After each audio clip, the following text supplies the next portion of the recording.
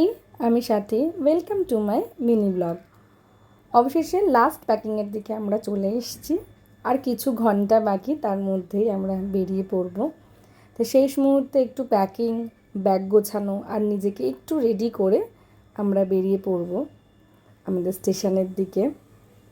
তো মনের ভেতর অনেক আশা, অনেক আনন্দ, অনেক কি বলবো, অনেক রিফ্রেশমেন্ট মাইন্ড। অনেক দিন পরে বেরোচ্ছি ঘুরতে, তার জন্য। তারপর আমরা উবের বুক করেছিলাম। তো উবের আমরা এক্সেল ডেকেছিলাম, কিন্তু এক্সেল এসছে, কিন্তু আমাদের যেহেতু লাগেজ এতটাই বেশি, তার জন্য এক্সেলও হচ্ছিল না। কই মা, দেখি তোমার মুখটা। টাটা।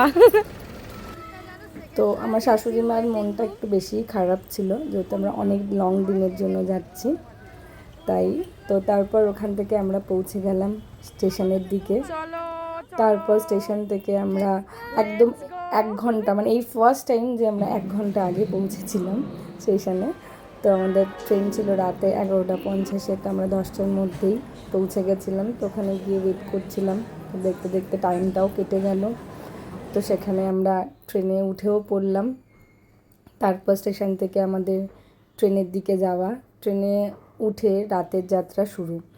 সারাদিন এত ব্যস্তর পরে যে যার মতো একটু গুছিয়ে শুয়ে পড়লাম।